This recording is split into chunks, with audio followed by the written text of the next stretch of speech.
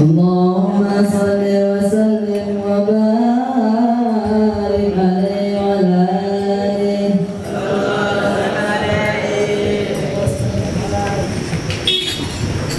يا نبي سلام عليك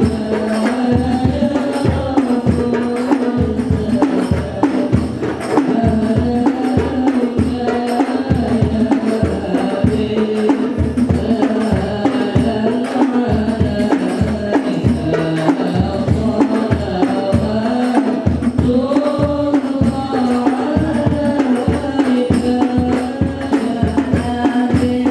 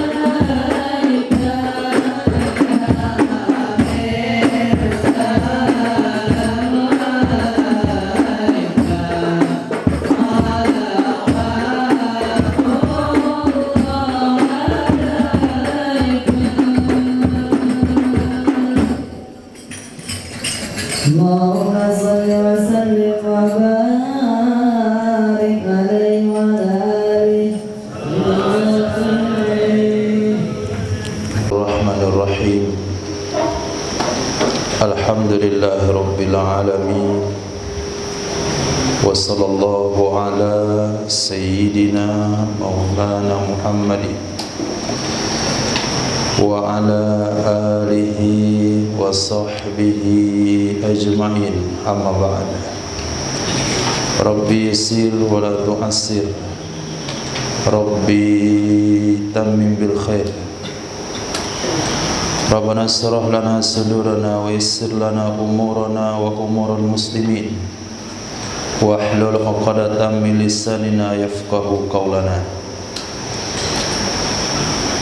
بسندنا المتصل إلى إمام الخاتمة الحفاظ الإمام جلال الدين السيوطي رحمه الله تعالى وقدس الله سره وأدام نفع بعلومه وبركاته ونفحاته ومداته وكرامته في الدارين آمين. أحباب في الله وضيوفنا الأعزاء hadana Allahu iyyakum alal huda wa taqwa. Insyaallah kita lanjutkan yang kitab Jami'us Shaghir nomor hadis 6298. Hadis ini terdapat dalam Sunan Abi Dawud.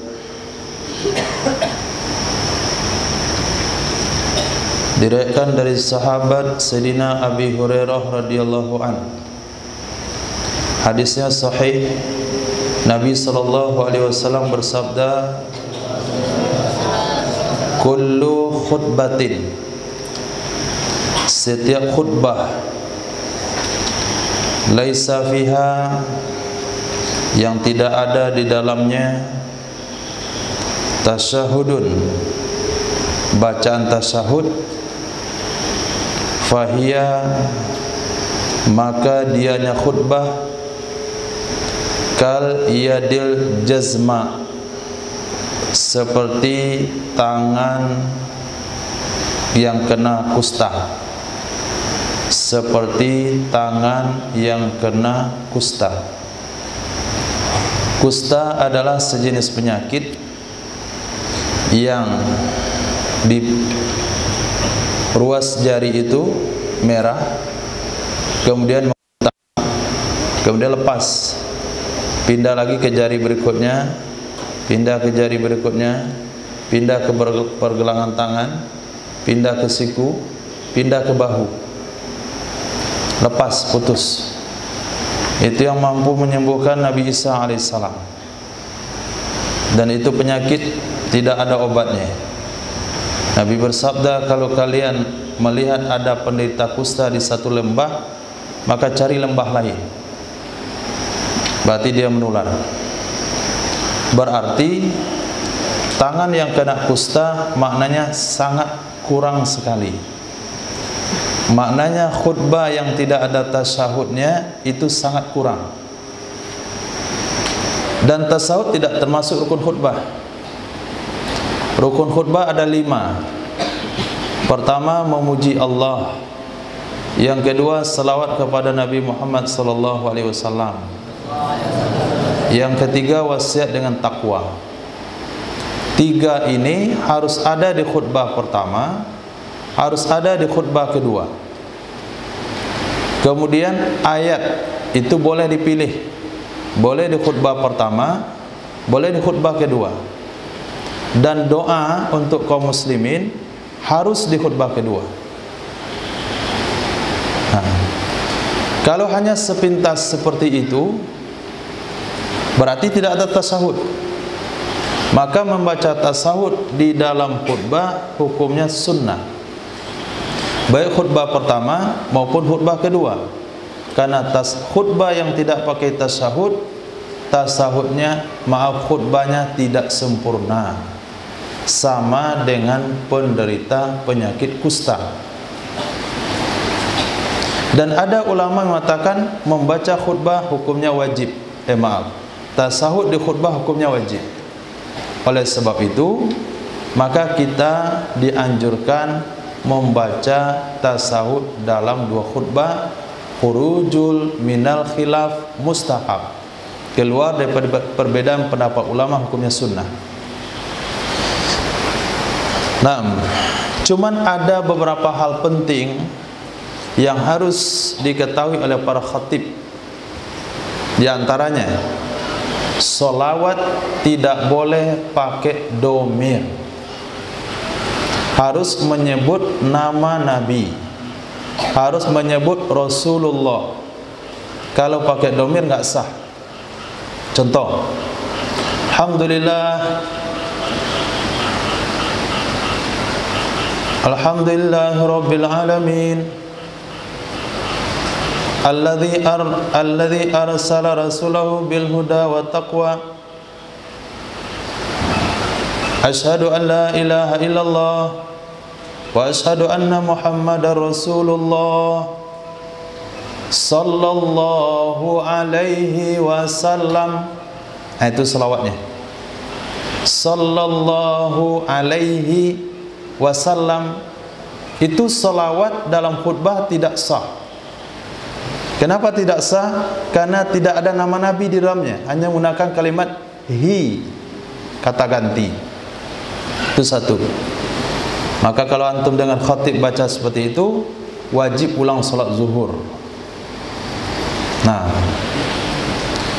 kemudian khutbah disyaratkan harus berbahasa Arab. Tidak boleh rukun khutbah berbahasa Indonesia. Yang ketiga, rukun pertama, rukun kedua, rukun ketiga itu harus berurutan. Harus beriringan. Artinya tidak boleh ada jedah rukun pertama, rukun kedua, rukun ketiga, rukun keempat. Khutbah pertama dengan khutbah kedua enggak ada jedah. Khutbah kedua dengan solat tidak boleh ada jedah. Jedah yang dimaksudkan adalah masa yang cukup untuk melakukan solat 1 rakaat. Artinya, kalau sekiranya khatib naik mimbar, lalu dia baca rukun khutbah, setelah dia baca rukun khutbah, dia berceramah, dia memberikan tausiah, kemudian dia duduk langsung baca rukun khutbah kedua, maka khutbah pertama dengan khutbah kedua terselangi oleh ceramah bahasa Indonesia. Menurut pendapat yang kuat, khutbahnya batal. Kenapa batal? Karena syaratnya tidak cukup, yaitu beriringan antara khutbah pertama dengan khutbah kedua tidak ada. Sudah terselangi oleh ceramah bahasa Indonesia. Nah, kalau kita baca rukunnya saja seperti masjid-masjid, sebagian masjid-masjid kuno, tidak ada bahasa Indonesianya, hanya pakai bahasa Arab saja, itu juga mubazir. Di mana letak mubazirnya? Hanya pada hari Jumatlah orang bisa berkumpul di satu tempat. Pada saat itulah kesempatan menyampaikan hukum kepada umat. Pada saat itulah kesempatan menyampaikan motivasi agama kepada umat. Kalau sekiranya hari Jumat yang mereka hadir ke masjid hanya sekali dalam seminggu, dia tidak mendapatkan tambahan ilmu agama dan motivasi agama sepanjang tahun, berarti tidak akan ada perubahan. Ceramah wirid nggak hadir, Maulid Nabi nggak mau, Isra Mi'raj anti, pas khutbah Jumat nggak ada pula ceramahnya, bahasa Arab saja. Jadi tidak ada penambahan ilmu. Jadi serba salah. Nah, bagaimana cara mengakalinya? Tausiahnya cukup, solatnya sah. Tausiahnya cukup, khutbahnya sah. Maka ulama mengajarkan, setelah tausiah disampaikan, dianjurkan kepada khatib sebelum duduk mengulangi rukun khutbah pertama. Ketika dia selesai ceramah ulang rukun khutbah pertama, maka itulah khutbah pertama. Kemudian dia langsung duduk, berarti beriringan khutbah pertama dan khutbah kedua. Selesai khutbah kedua, langsung solat, beriringan khutbah kedua dengan solat. Maka sepakat ulama mengatakan khutbahnya sah. Tapi kalau sekiranya tidak diulangi, maka pendapat kuat dalam ulama mazhab Syafi'iyah mengatakan batal. Nah, kalaulah di akhirat kelak yang betul adalah pendapat Imam Syafi'i ini, bagaimana tanggung jawab khatib terhadap sahnya salat Jumat umat? Tapi ketika dia mau mengulangi, berarti dia telah melakukan pendapat yang disepakati oleh seluruh ulama, khutbahnya sah. Nanti pulang ke akhirat dia berada dalam posisi aman. Itulah maksud kaidah usul yang berbunyi khuruju minal khilaf mustahab. Tak paham khatib? Tak paham? Sampaikan rukun khutbah, kemudian ceramah panjang lebar, enggak ada masalah. Sebelum duduk kita sampaikan, khatib akan mengulangi rukun khutbah. Kalau tinggal tolong diingatkan. Nah, alhamdulillah wassalatu wassalamu ala rasulillah. Dah berapa? Ittaqullah. Dah berapa? Kama qala ta'ala ya ayyuhalladzina amanu ittaqullaha haqqa tuqatih wa la tamutunna illa wa antum muslimun. Dah berapa? 4. Berapa menit? 1 menit saja. 1 menit saja. Kemudian barakallahu li wa lakum fil Qur'anil azim, itu sunnah, tidak wajib. Hanya dengan modal 1 menit kita sudah mengambil pendapat jumhur yang mengatakan khutbah kita sah. Akhirnya salat kita sah. Maknanya kita bertanggung jawab untuk memilih pendapat yang kuat untuk sahnya salat Jumat umat. Khair. Dan sesuai dengan hadis Nabi. Apa hadis Nabi? Di antara bukti orang itu seorang faqih adalah qasiru khutbatih wa tawilu salatuh. Mafhumnya begitu. Itu bukan lafaz hadisnya. Mafhum hadis. Nah, orang faqih itu adalah pendek khutbahnya, panjang solatnya. Maka khutbah dihitung daripada pengulangan rukun tadi yang dianggap khutbah. Karena yang tadi itu bukan khutbah, itu tausiah. Cuman tausiahnya di atas mimbar. Itu keuntungan pertama. Keuntungan kedua apa? Nah, keuntungan kedua adalah ketika kita mengulang rukun khutbah, dipastikan masjid sudah penuh. Tapi kalau dari awal kita baca rukun khutbah, bisa saja jamaahnya masih kurang. Jamaah masih kurang, enggak cukup orang tempatannya 40 orang. Berarti salat Jumat batal. Karena khutbah harus didengar oleh 40 orang. Tetapi dengan kita menyampaikan tausiah di atas mimbar, kemudian sebelum duduk kita ulang rukun khutbah pertama, maknanya rukun khutbah itu kita ulang ketika jamaah sudah full, sudah semuanya hadir.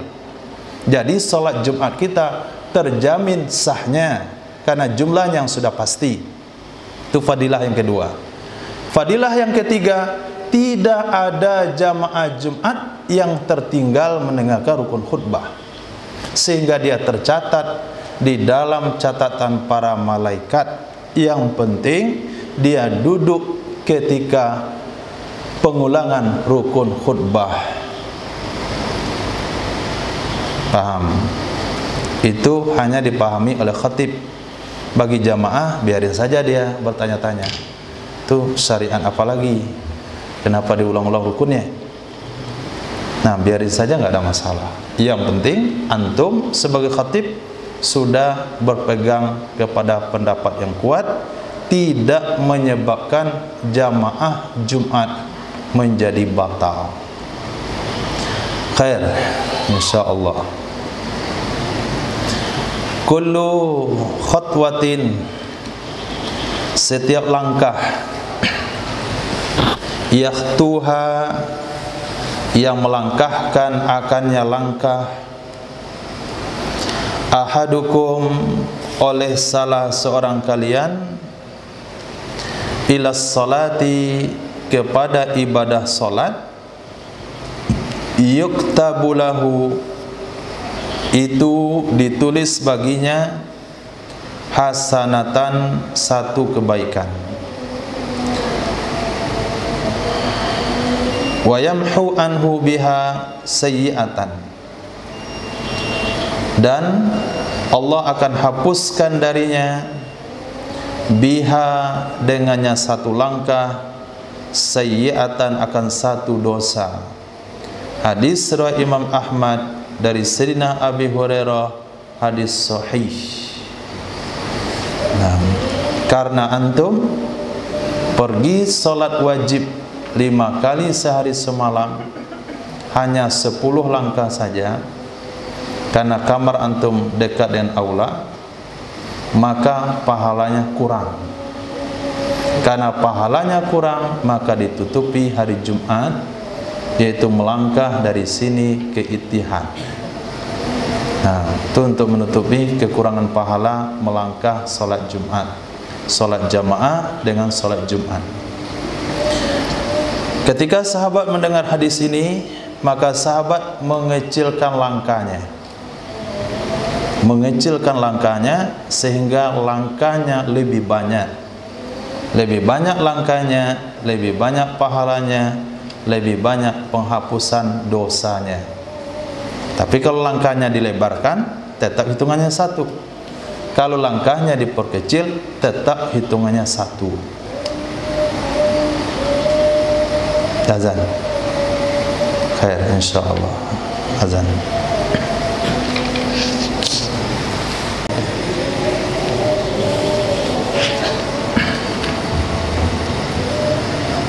Kita lanjutkan hadis nomor 6300. Hadis ini terdapat dalam kitab Sunan Abi Ya'la dari Sayyidina Sa'ad radhiyallahu anhu. Nabi sallallahu alaihi wasallam bersabda, kullu khullatin, setiap tabiat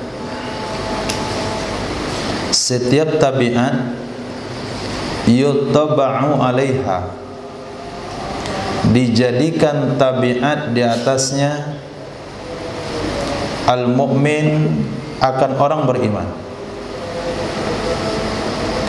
Jadi setiap tabiat bisa menjadi tabiat orang beriman, walaupun itu perkara tidak bagus.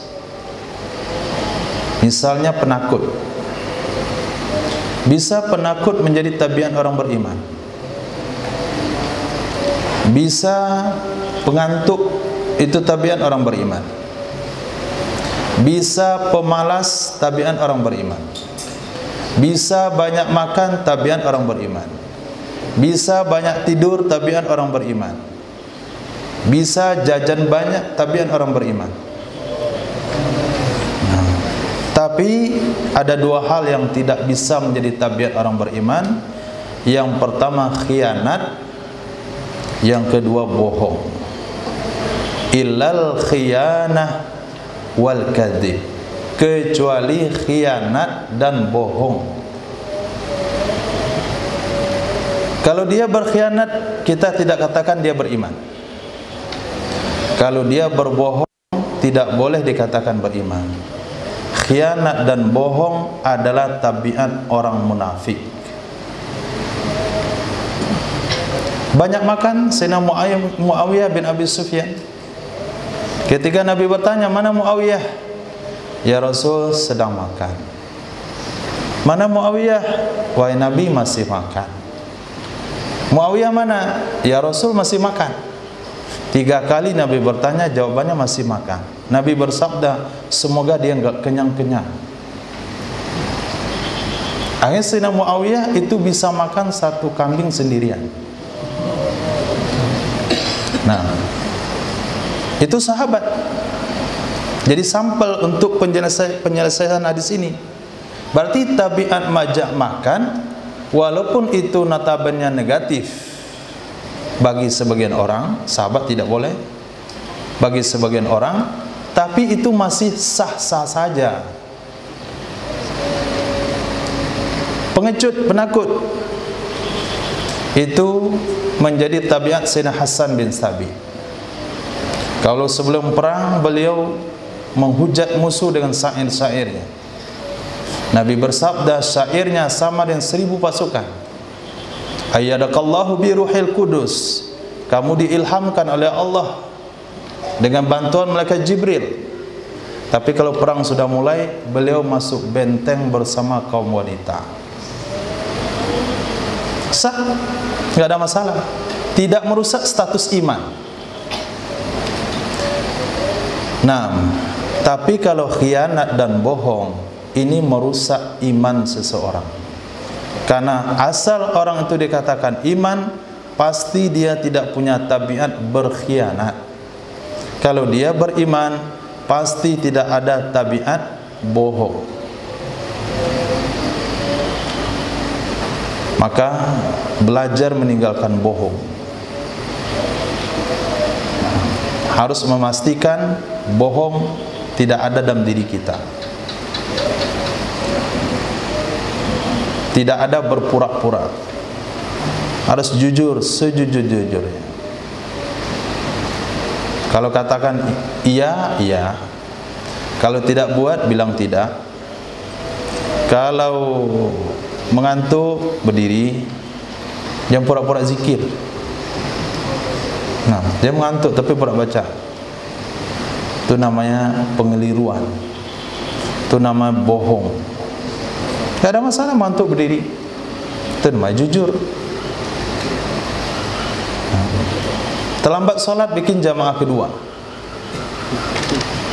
Bukan menyelinap waktu masuk hizib ikoya, seolah-olah berjamaah. Apalagi kalau dapat bertugas bagi nasi. Nah, solat gabung selesai bagi nasi kayak nggak ada kesalahan. Padahal solat zuhur sendiri. Buat jamaah kedua kalau terlambat. Melatih kejujuran dari sekarang. Karena iman tidak pernah bergabung dengan bohong. Nah, sifat-sifat yang lain bukan berarti bagus. Jangan menjadikan tolerir hal-hal seperti ini. Saya malah nggak ada masalah, kan masih beriman. Malas melulu nggak ada perubahan. Betul, itu sifat bisa saja menjadi sifat orang beriman. Bukan berarti itu positif. Bukan itu perkara baik. Kullu khalqillah hasanun. Setiap makhluk ciptaan Allah Subhanahu wa taala itu bagus. Setiap makhluk ciptaan Allah Subhanahu wa taala hasanun, itu bagus. Rabbana ma khalaqta hadza batila. Wahai Tuhan kami, tidak ada yang Engkau ciptakan ini sia-sia. Termasuk makhluk yang Allah perintahkan untuk membunuhnya. Ular, kalajengking, tikus. Itu juga makhluknya bagus. Enggak ada yang sia-sia. Berarti sengaja Allah buat di situ. Sengaja Allah tetapkan di situ untuk diperintahkan dibunuh, menjadi ladang bagi orang beriman untuk melaksanakan perintah Nabi Muhammad sallallahu alaihi wasallam. Sehingga Nabi bersabda, jangan kalian mencaci nyamuk, karena nyamuk itu membangunkan para anbiya untuk salat malam. Bukan berarti nyamuk nggak boleh dibunuh. Bukan berarti haram memakai obat nyamuk. Tapi mencacinya tidak boleh. Nah, karena itulah ciptaan Allah Subhanahu wa taala. Kalau mencaci makhluk berarti mencaci sang penciptanya. Mencaci makanan berarti mencaci tukang masaknya. Coba antum bilang, ini makanan enggak enak. Siapa yang tersinggung? Tukang masak. Nah, antum bilang ini bangunan enggak beres.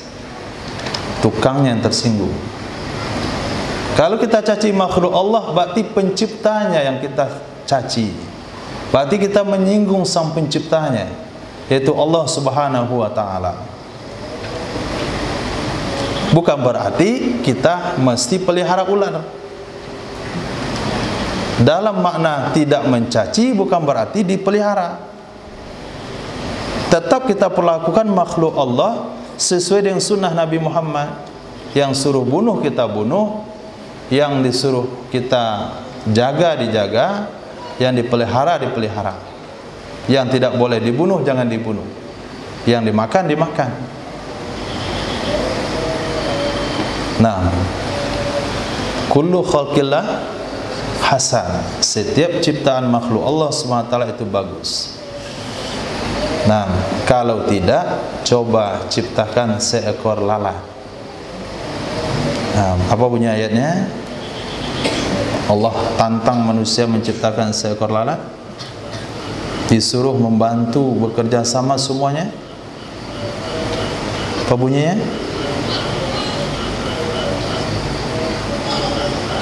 Ya mau kubro? Abrar, apa bunyinya? Nggak tahu, baru menghafal lafadznya saja. Maknanya saya nggak mengerti. Mana mau ditanya? Apa bunyinya?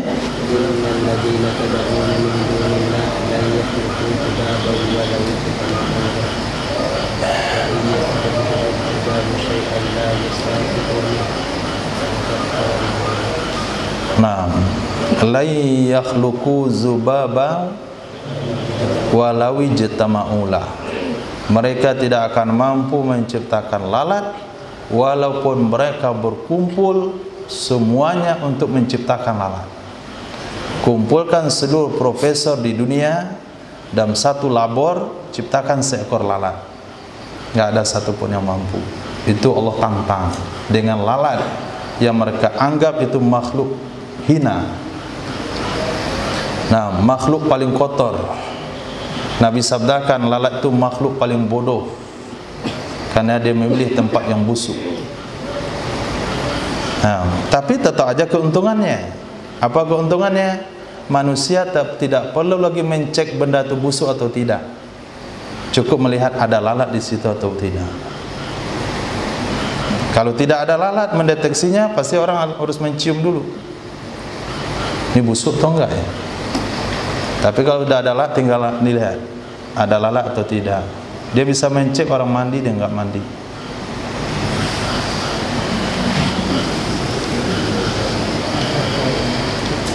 Kullu dabbatin, setiap hewan melata. Dabbatin makna dasarnya hewan melata. Tapi maksud di sini hanya hewan saja. Kullu dabbatin, setiap hewan, min dawabil bahri, dari hewan-hewan laut, wal barri, dan hewan darat, laisa laha damun, yang tidak ada baginya darah, yang tidak ada baginya darah, mun akidun, yang terkumpul, palaisat laha zakah, maka tidak ada baginya hewan itu penyembelihan. Tidak ada penyembelihan, artinya tidak perlu disembelih kalau dia tidak punya darah terkumpul. Bukti terkumpul kalau kita lukai darahnya mengalir. Nah, kalau hewan darat hanya belalang yang dihalalkan. Belalang itu kalau antum pisahkan kepalanya itu nggak ada darah yang mengalir, maka bangkai belalang halal, nggak perlu disembelih. Dan ikan juga tidak perlu disembelih. Nah, ini ikan ini hidup. Mana cara makannya ini? Disembelih di mana? Di ekor atau di leher? Atau di kepala? Enggak usah, terserah dibuat bagaimana saja, yang penting dia mati. Maka dikasih asam, dikasih garam, dipukul di kepala, dipotong di ekor, langsung aja dikeluarkan isi perutnya. Yang penting mati.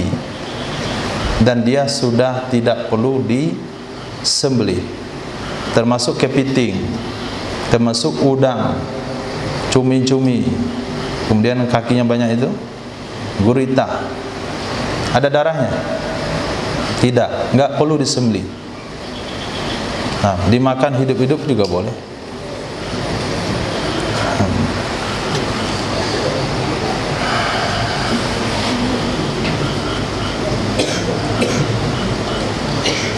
Kullu du'ain mahjub, setiap doa terhijab. Setiap doa terhijab. Dia tidak bisa menembus 7 lapis langit sehingga sampai ke arasy. Hatta, sehingga yusalla ala nabi, dibaca salawat kepada Nabi Muhammad sallallahu alaihi wasallam.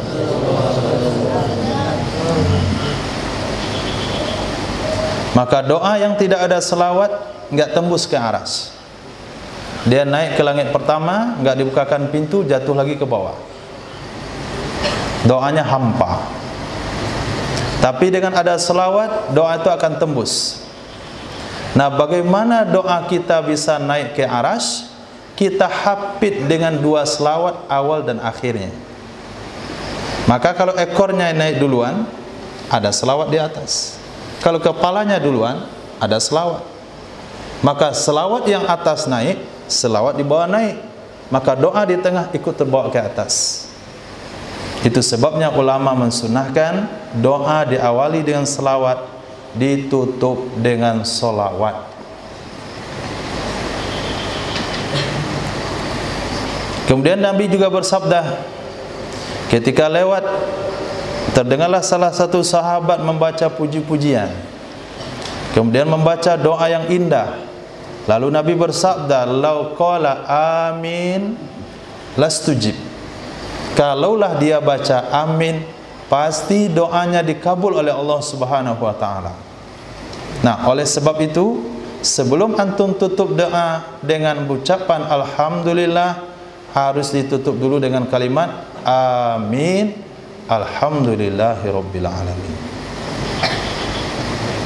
Nah, wa sallallahu ala sayyidina maulana Muhammadin wa ala alihi wa sahbihi ajmain. Amin walhamdulillahirabbil alamin. Dan tinggal aminnya. Ini dibuat sendiri. Apa biasa? Wa sallallahu ala sayyidina maulana Muhammadin wa ala alihi wa sahbihi ajmain. Alhamdulillahirabbil alamin. Aminnya tinggal. Berarti syarat doanya kurang. Jadi awali doa dengan ucapan alhamdulillah. Kemudian hadis minggu lalu apa bunyinya? Kullu amrin zibalin la yubda'u bi bismillah fahuwa abtar. Setiap perkara baik yang tidak dimulai dengan ucapan basmalah, berkahnya enggak ada.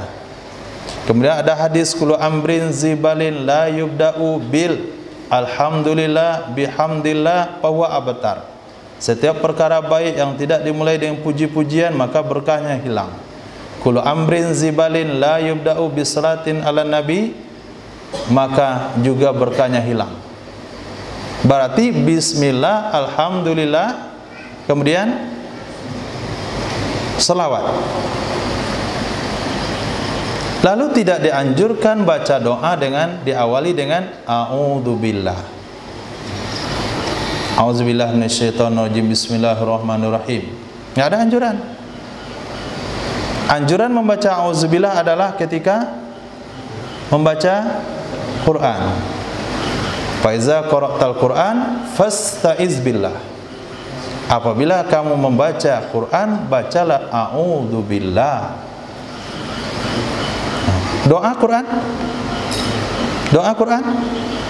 Tidak. Kalau tidak, berarti tidak ada anjuran a'udzubillah.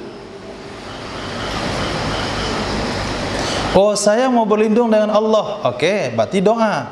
Kalau doa, letakkan setelah puji-pujian dan selawat. Nanti di belakang. A'udzubillahi minasyaitonirrajim min syarri wa junudi wa ba'si wa khabathi. A'udzubillahi minasyaitonirrajim.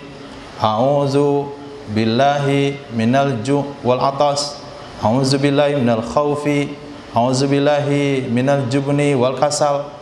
Nanti a'udzubillah itu nanti. Itu bagian dari doa, kita letak setelah puji, selawat dan salam.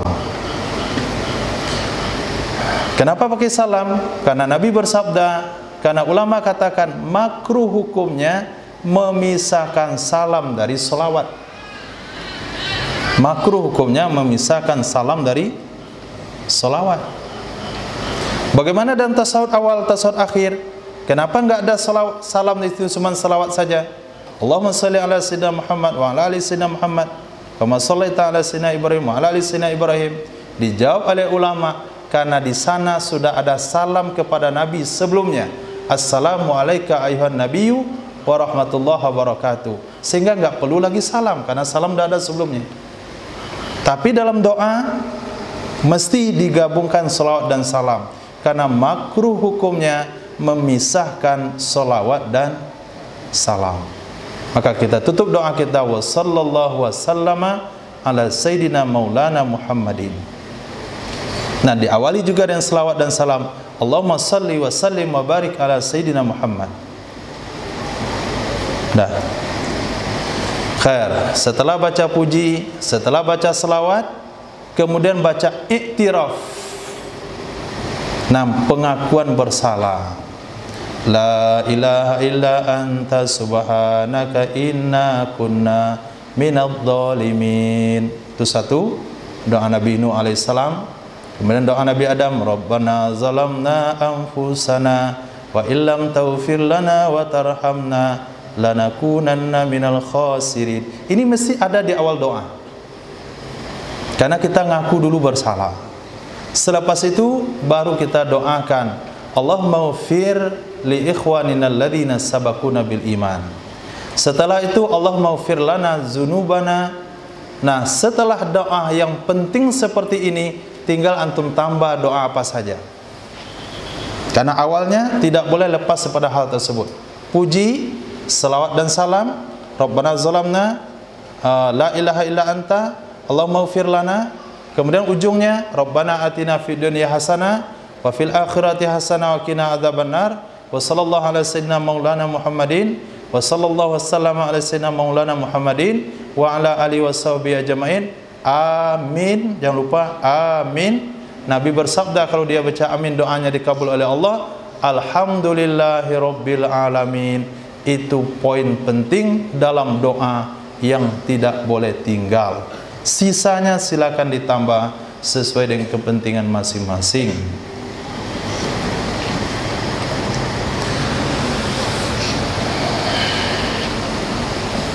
Hadis berikutnya, Nabi SAW bersabda, kullu dzambin, setiap dosa, asallaha, bisa saja Allah ayyaghfirah, bahwa mengampuni ia akannya dosa.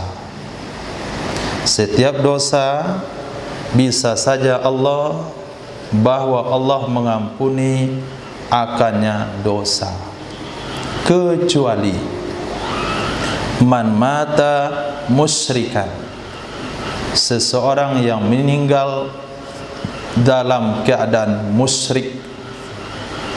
Seseorang yang meninggal dalam keadaan musyrik, atau qatala mu'minan muta'ammidan, seseorang yang membunuh orang beriman secara sengaja.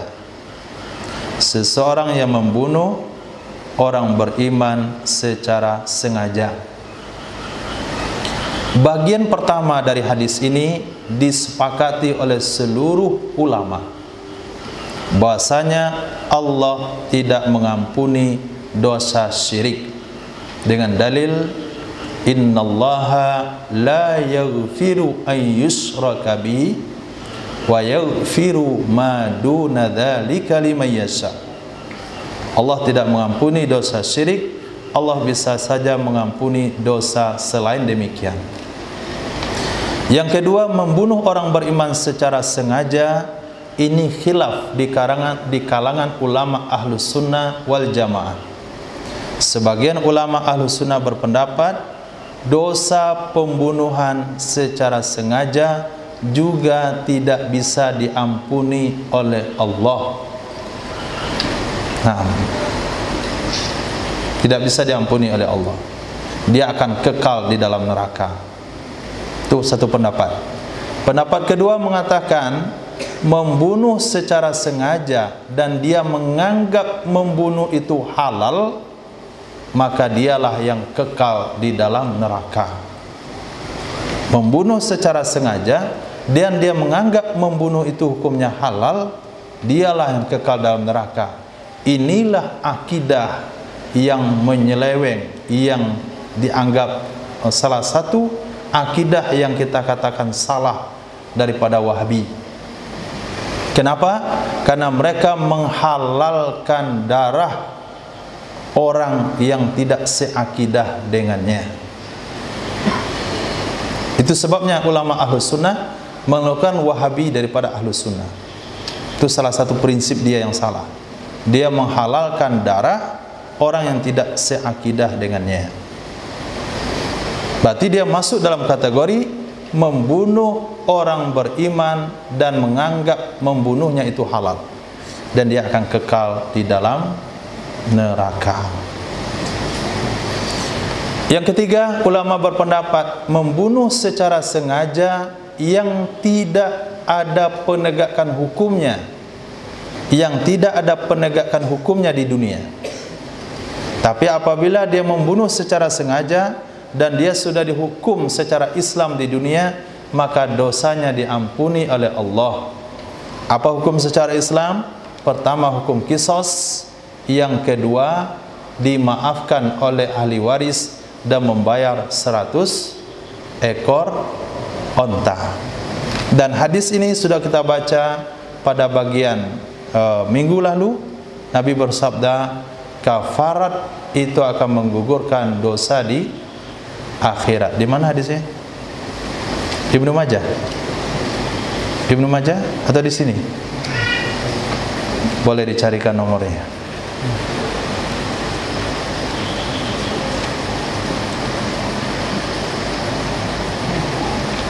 Nah, sambil antum cari, saya lanjutkan hadis berikutnya.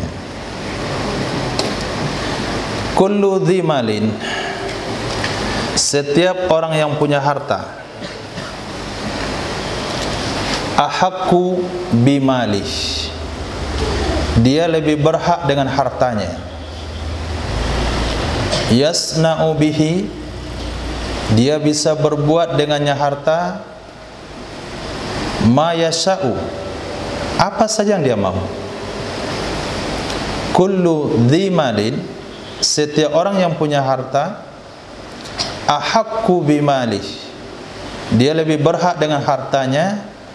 Yasna'u bihi, dia bisa berbuat dengan hartanya. Ma yasha'u, apa saja yang dia mau. Hadis hasan, artinya apa saja yang dia mau sesuai dengan tuntunan syariat. Jadi tidak ada sesiapa pun, bahkan pemerintah, tidak berhak mengatur pemilik harta dalam mempergunakan hartanya.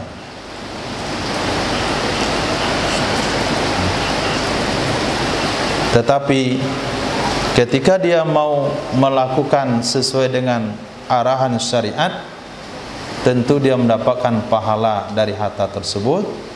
Tetapi ketika dia tidak melakukan atau tidak menata sesuai dengan aturan syariat, yang diutamakan diletakkan di belakang, yang di belakang justru itu yang diutamakan, maka dia akan bertanggung jawab nanti di hadapan Allah Subhanahu wa ta'ala. Dalam hal ini Nabi bersabda, ibda biman ta'ul, ibda binafsik summa biman ta'ul.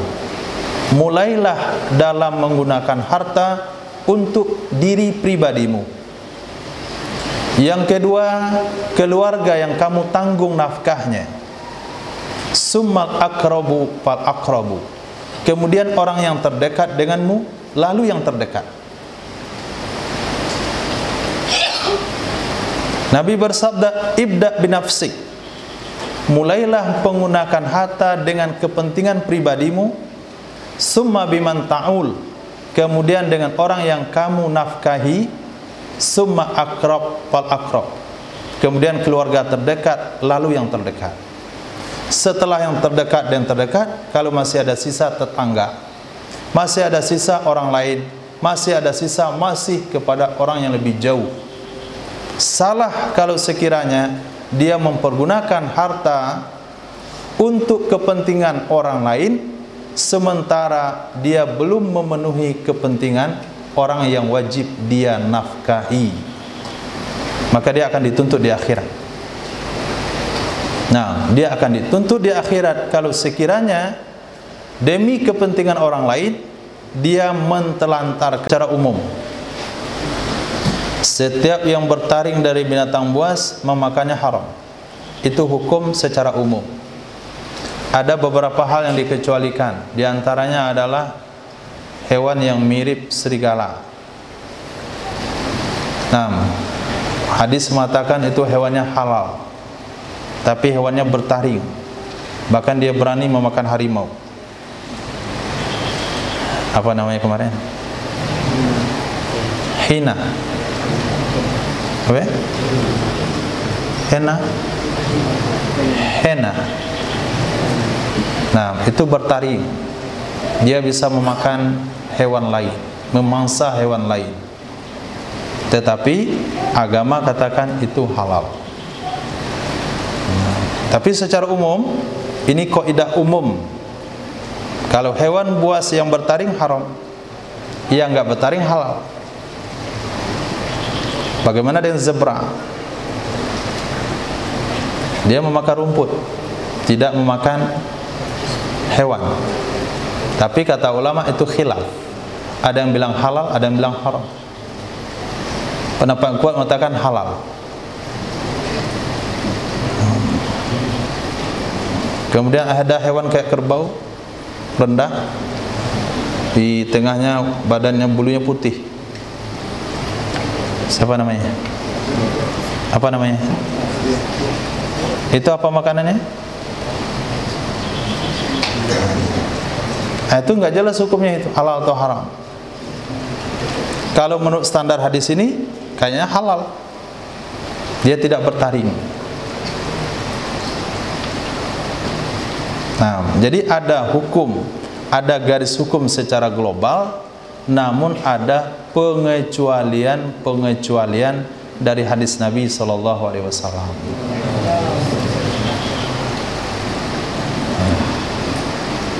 Kullu ra'in mas'ulun ar-ra'iyatih. Setiap pemimpin itu ditanya tentang rakyatnya. Kullu ra'in, setiap pemimpin, mas'ulun ar-ra'iyatih, ditanya tentang rakyatnya. Kaidah usul mengatakan apa bunyinya? Tasarruful imam manutun bil maslahah. Tindakan seorang pemimpin itu harus didasari kepada kemaslahatan bagi rakyat. Apabila ada satu tindakan yang tidak ada kemaslahatan rakyat di dalamnya, maka tindakan itu hukumnya haram. Tindakan yang boleh dilakukan oleh pemimpin yang di dalamnya ada maslahat untuk rakyat. Itu kaidah usul untuk pemimpin. Lalu dalam hadis yang lain Nabi bersabda, kullukum ra'in. Setiap kalian adalah pemimpin.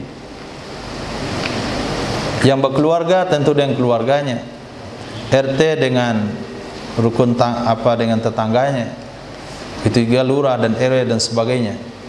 Tapi bagi antum, setiap antum pemimpin. Apa yang antum pimpin? 2 mata, 2 telinga, 2 bibir, lidah, 2 lubang hidung, 2 tangan, 2 kaki. Itu adalah rakyat yang akan dipertanyakan nanti di akhirat kelak. Walaupun tidak punya rakyat, maka setiap kalian adalah pemimpin. Maka rakyat yang dimaksudkan, kepimpinan yang dimaksudkan oleh Nabi di situ adalah memimpin anggota tubuh masing-masing. Kullu sarihatin wa raihatin. Setiap yang berangkat di pagi hari, wa raihatin, dan pulang di sore hari. Setiap yang berangkat di pagi hari dan yang pulang di sore hari, ala qaumin, di atas satu kaum, haram ala ghairihim, atas selain mereka. Di atas satu kaum, haram di atas selain mereka. Apa maksudnya yang berangkat di pagi hari, pulang di sore hari? Apa yang berangkat di pagi hari, pulang di sore hari? Hewan gembalaan. Disebut di sini hewan gembalaan, maka maksudnya adalah tempat pengembalaan. Maka setiap tempat pengembalaan milik satu kaum, tempat pengembalaan milik satu kaum, itu haram digugat oleh kaum yang lain.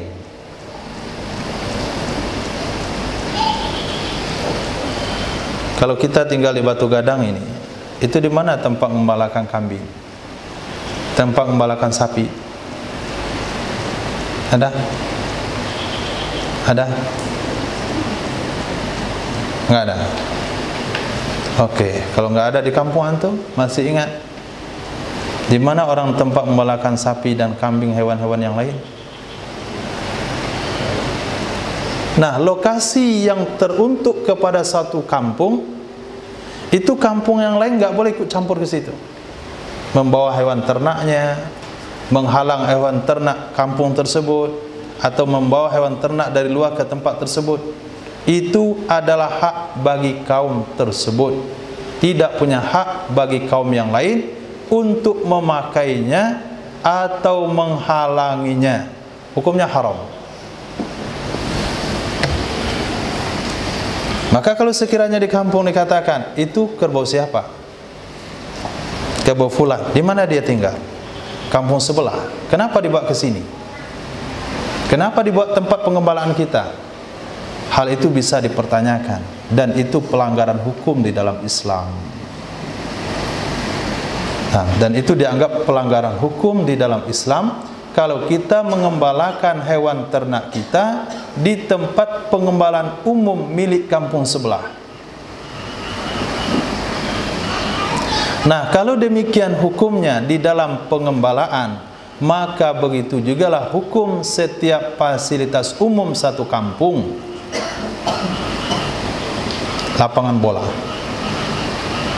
Nah, lapangan bola fasilitas umum satu kampung, maka kampung lain tidak boleh memakainya tanpa izin daripada orang tempatan,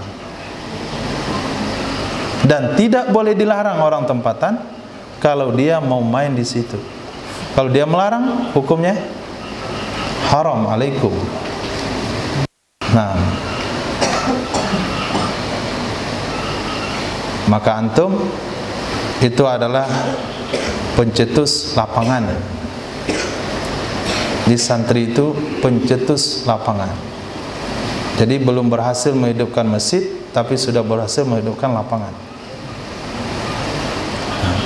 Di seberang padang lapangan mati, pakailah santri berkali-kali, lepas itu baru digarap orang kampung. Pergi ke Indarung lapangan enggak dipakai, saya pakai oleh santri berbulan-bulan, baru ikut orang kampung memakainya. Jadi antum baru bisa menghidupkan lapangan yang mati. Belum lagi menghidupkan masjid yang mati. Kalau lapangan sudah terbukti 2 kali. Jadi ketika Nabi bersabda tentang tempat pengembalaan hewan ternak, maka hukum bisa disebahkan ke situ. Setiap fasilitas umum milik satu kampung tidak boleh digunakan oleh kampung yang lain kecuali izin dari kampung tersebut, dan tidak boleh bagi kampung yang lain melarang penduduk kampung tempatan mempergunakannya. Hadis riwayat Imam At-Tabrani.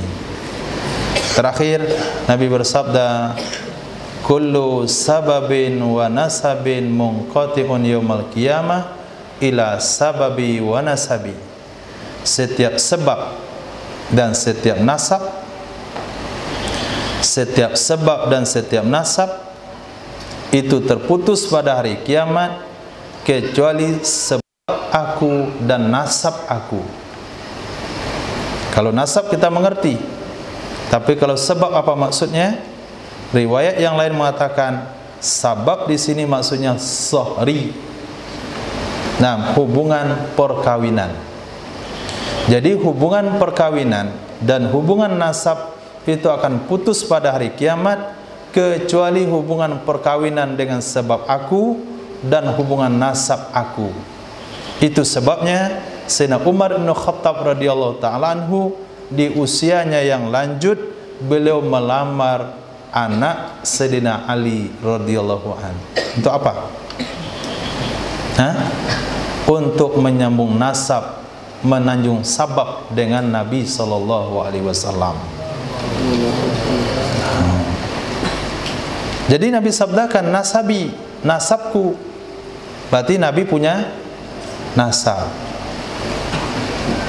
Walaupun Nabi tidak punya anak laki-laki. Itu hadisnya kemarin pagi Kamis. Nomor berapa? Dalil-dalil seperti itu penting hari ini. Nomor berapa?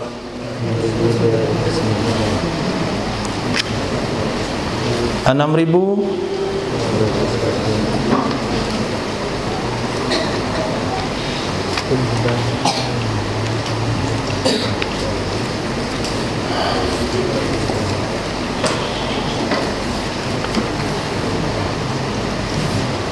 6.293 9394. 6.29394. Itu dalil nasab Nabi SAW. Intinya Nabi bersabda, setiap anak wanita bernasab kepada setiap anak wanita bernasab kepada suaminya kecuali Sayyidah Fatimah radhiyallahu anha itu bernasab kepada aku. Setiap keturunan anak wanita bernasab kepada suaminya kecuali Sayyidah Fatimah radhiyallahu ta'ala anha tidak bernasab kepada Sayyidina Ali, tapi bernasab kepada Nabi Muhammad sallallahu alaihi wasallam. Ini jawaban untuk pertanyaan Wahabi yang mengatakan dari mana nasabnya Nabi padahal Nabi tidak punya anak laki-laki. Itu hadis 6.293 2924.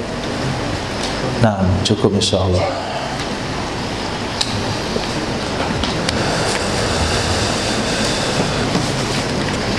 Allah, silakan. Mungkin ada pertanyaan dari bapak-bapak.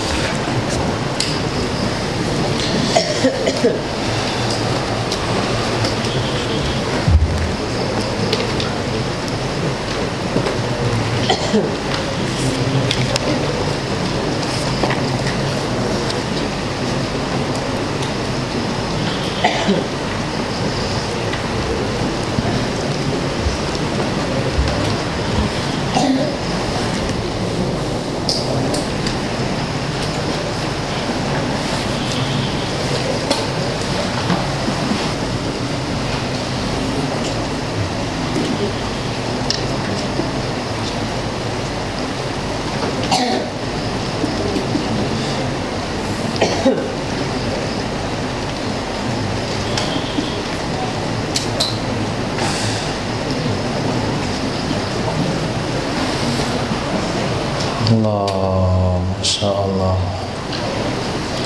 Antum Apri.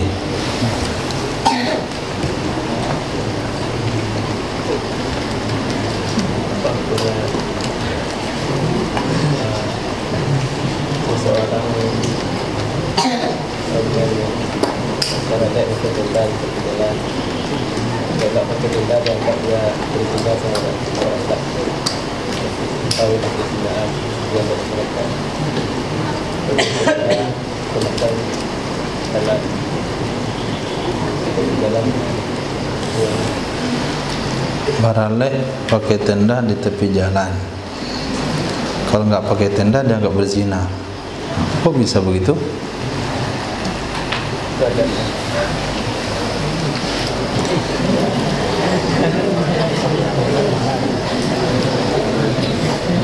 Itu pertanyaan tim ciptakan atau memang terjadi? Baralek pakai tenda. Kalau nggak ada tendanya berarti berzina.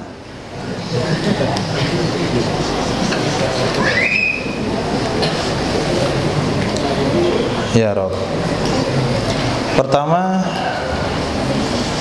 Nabi bersabda, iman itu ada 70 sekian cabang. A'laha la ilaha illallah wa adnaha imatatul adha anit thariq. Iman yang paling rendah itu adalah menyingkirkan perkara mengganggu dari jalan. Itu iman yang paling rendah. Derajat yang paling rendah, menyingkirkan perkara yang mengganggu dari jalan. Nah sekarang bukan menyingkirkan, mendirikan perkara yang mengganggu jalan. Berarti telah bertolak belakang dengan standar iman paling bawah. Kalau kita katakan secara umum hukumnya haram. Kenapa? Karena mengganggu perjalanan. Tapi kita tidak bisa vonis haram semuanya. Nah, kenapa? Karena mungkin saja jalan yang ada di depan rumah mereka itu dulunya adalah tanah mereka. Dulunya adalah tanah mereka. Lalu diambil oleh pemerintah untuk dibuat jalan. Mungkin diambil tanpa izin. Nah, kalau diambil tanpa izin, berarti boleh dia pakai kapan-kapan saja. Tapi kalau diambil dengan bayaran, maka haram dia pakai karena telah dijual. Tapi kalau diambil atas kekerasan, yang penting ini jalur jalan, lurus begitu, maka kenalah tanah orang tersebut. Akhirnya tanah di depan rumahnya itu dulu tanah dia, tapi sekarang menjadi jalan dan tidak ada muamalahnya. Kalau demikian kejadiannya, maka dia boleh memanfaatkan. Kenapa? Karena itu memang dulu tanah dia. Tapi ketika tanah itu sudah dibeli, dada ganti rugi, setelah diganti tetap rugi, maka haram hukumnya memanfaatkan. Itu satu. Yang kedua, apabila ada setempat membolehkan hal tersebut, aturan daerah misalnya, peraturan daerah masing-masing, jadi memperbolehkan setiap orang yang tidak punya tempat untuk kenduri itu memakai separuh dari jalan. Itu aturan yang disepakati di tempat tersebut, maka dia jadi boleh. Kenapa? Al-adatu muhakkamah. Adat itu bisa menjadi hukum karena tempat tertentu. Dan ini hanya berlaku di gang, bukan jalan raya. Nah, kalau antum mau merujuk kembali hukum jalan raya dan gang, bisa merujuk kitab fikih yang berjudul Bab Raushan. Ingat? Bab Raushan. Kebaca? Babu Raushan. Kan sama aja, nggak belajar. Bab Raushan adalah pembahasan tentang bagaimana hukumnya kita bikin atap di dinding rumah kita mengarah ke jalan. Itu Raushan. Nah, mengarah ke jalan, penopi rumah tapi menutupi jalan. Kalau itu jalan raya, hukumnya boleh, asal tidak mengganggu perjalanan mobil yang paling tinggi dengan muatan yang paling tinggi. Tapi apabila itu jalan gang, maka harus minta izin kepada pemilik gang. Siapa pemilik gang? Hukum mengatakan setiap rumah yang pintu rumahnya mengarah ke gang tersebut, itulah pemilik gang. Maka orang rumahnya yang paling jauh dari pangkal gang, dialah pemilik terbanyak. Dan orang yang paling dekat pintu rumahnya ke gang, itulah pemilik gang yang paling sedikit haknya. Maka hak seorang pemilik gang adalah dari pangkal gang ke pintu rumah. Kalaulah orang yang paling depan gang membuat rausan, dia harus minta izin kepada orang yang paling ujung semuanya. Tapi kalau dia tinggal paling ujung gang, maka dia nggak perlu izin sama siapa-siapa, karena dia berada di paling akhir. Kalau dia bikin rausan sekalipun, nggak ada orang yang terganggu dengan rausannya dia. Jadi dalam bab fikih sudah dibahas hal seperti itu. Maka hukum bikin tenda di pinggir jalan, memakan sebagian jalan, itu bisa kita rujuk kepada Babu Raushan. Nah, sudah diselesai pembahasan oleh para ulama. Khair, silakan Pak.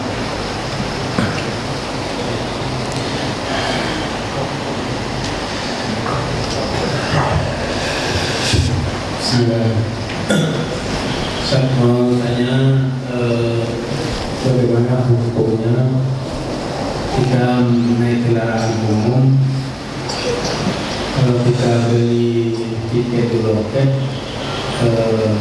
harganya mahal, kemudian kita pilih naik di luar loket, biayanya lebih murah. Terima kasih, jazakumullah. Hukumnya boleh-boleh saja. Nah, tapi dengan beberapa hal. Satu, kalau sekiranya itu tidak menyebabkan si pemilik mobil atau supir mobil tempat dia melakukan penipuan. Misalnya kalau dia beli di loket, maka orang kantornya bisa mengetahui ini penumpang legal. Tapi kalau naik di jalan, itu nggak masuk setoran, nggak bisa dilaporkan karena nggak ada bukti tiket nggak ada. Apalagi kalau dia turun sampai sebelum loket tujuan, maka dia akan tanya, naik dia setelah loket, turun sebelum di loket tujuan. Berarti ini penumpang tidak terdeteksi oleh kantor bis tersebut. Kalau tidak terdeteksi, berarti uangnya bisa diambil oleh supirnya. Nah, kalau sekiranya kemungkinan itu terjadi, maka kita berarti telah membantu si supir untuk melakukan kecurangan. Maka hukumnya haram. Ta'awanu 'alal birri wat taqwa wala ta'awanu 'alal ismi wal udwan. Janganlah kalian tolong-menolong untuk berbuat dosa dan permusuhan. Tapi apabila kemungkinan itu tidak ada, maka hukumnya boleh. Hanya saja harganya kurang karena tidak perlu setoran kepada calo yang ada di loket pertama. Hanya sekedar mengelakkan daripada pembayaran kepada calo loket pertama sehingga tiket lebih murah dan tidak membuat media atau sarana si supir menipu ke pemilik bis, maka hukumnya boleh. Nah, sekarang kejadiannya, apakah ada kemungkinan menipu, membantu supir menipu atau tidak? Kalau iya, hukumnya haram. Kalau tidak, hukumnya boleh. Tapi kalau sekiranya kita memang terpaksa naik di jalan dan turun sebelum loket tujuan, nggak ada cara kita kecuali hanya dengan cara naik di jalan, apalagi jarak yang kita tempuh tidak terlalu jauh, lalu kita bayar ke supir yang berkenaan, lalu dia melakukan penipuan, kita tidak bertanggung jawab. Kenapa? Karena kita tidak memilih untuk melakukan hal tersebut, hanya karena tuntutan keadaan. Misalnya dari Payakumbuh ke Padang, dia naik dari Padang Panjang ke Bukit Tinggi, itu ongkos masuk dilaporkan ke pemilik bis atau masuk ke kantong supir. Kalau kita tidak sengaja karena memang jarak tempuh kita hanya segitu, tidak haram. Nah, tapi kalau kita bersengaja dan kita tahu supirnya akan melakukan penipuan terhadap pemilik bis, berarti kita dapat dosa ta'awanu alal ismi wal udwan, membantu orang buat dosa dan permusuhan. Wallahu a'lam. Allah. Waalaikumsalam warahmatullahi wabarakatuh. Kalau seandainya Ustaz buka atau nanti masak, lalu di rumah itu ada semacam buat badan, Iya. lalu kehidupan pakainya kan berbatas dengan batu badan tadi. Nah, di bawah pagar itu ada dimakan lalu bikin pakaian untuk semesta. Bagaimana menurut Ustaz? Terima kasih Ustaz. Tidak menghalang jalan, Pak. Tidak, memakai fasilitas bandar atau keputusan. Khair, insyaallah. Kalau secara hukum tidak haram. Kenapa? Karena tidak mengganggu orang lewat. Bahkan menyediakan fasilitas untuk orang musafir berhenti menunggu bis dan sebagainya. Tapi duduk di pinggir jalan secara umum hukumnya makruh. Nabi bersabda, kalau kalian mau duduk di pinggir jalan, sanggupkah kalian menunaikan haknya? Nabi bersabda, kalau kalian mau duduk di pinggir jalan, sanggupkah kalian menunaikan hak duduk di pinggir jalan? Ketika itu ditanya, apa itu haknya ya Rasul? Nabi bersabda, pertama memberi salam setiap orang lewat. Yang kedua menjawab salam orang yang memberi salam. Yang ketiga amar ma'ruf nahi mungkar. Nah, kalau untuk jawab salam, beri salam itu aman-aman saja. Tapi untuk amar ma'ruf nahi mungkar, kita duduk di jalan ada yang nggak nutup aurat, mesti kita datangi, Mbak tutup auratnya, haram kalau buka. Nah, kalau ada dua orang yang tidak mahram berdua-duaan di atas motor misalnya, kalau jalannya lambat bisa kita beritahu, kita katakan, apa hubungan kalian berdua? Nah, hak ini yang tidak bisa kita tunaikan. Tapi ketika kita bisa menunaikannya, nggak ada masalah. Ketika kita tidak bisa menunaikannya, tidak dianjurkan untuk duduk di pinggir jalan. Nah, sekarang berkaitan dengan hak tersebut, kalaulah kita buat tempat duduk di sana, apakah akan menyebabkan manfaat positif atau menjadikan efek negatif? Kalau banyak efek positifnya, hukumnya boleh. Kalau menyebabkan efek negatif, hukumnya tidak boleh. Tapi kalau untuk hukum asal, boleh saja. Karena dalam fikih tersebut ada namanya hukum asal, ada hukum pengembangan. Seperti nikah. Hukum asalnya apa? Boleh. Hukum asalnya boleh. Hukum pengembangannya ada yang wajib, ada yang sunnah, ada yang haram, ada yang makruh. Nah, begitu juga hukum asal merubah fasilitas umum kepada yang lebih bermanfaat boleh. God, pertama tertutup baunya, yang kedua tertutup pemandangan yang tidak bagus, yang ketiga bisa ditempati bagi musafir, banyak manfaatnya. Itu hukum asalnya, sehingga jadi boleh. Tapi ketika hal itu digunakan untuk oleh muda-mudi untuk duduk tanpa mahram, maka jadi haram. Tapi kalau digunakan sebatas perkara yang ma'ruf, maka hukumnya boleh. Maka kita lengkapi fasilitasnya, yaitu dengan pencahayaan yang cukup misalnya, sehingga tidak dijadikan tempat untuk berkhalwat. Yang kedua, kita buat di situ himbauan-himbauan atau ajakan-ajakan, nah, kepada perkara yang positif. Itu secara lengkapnya, insyaallah.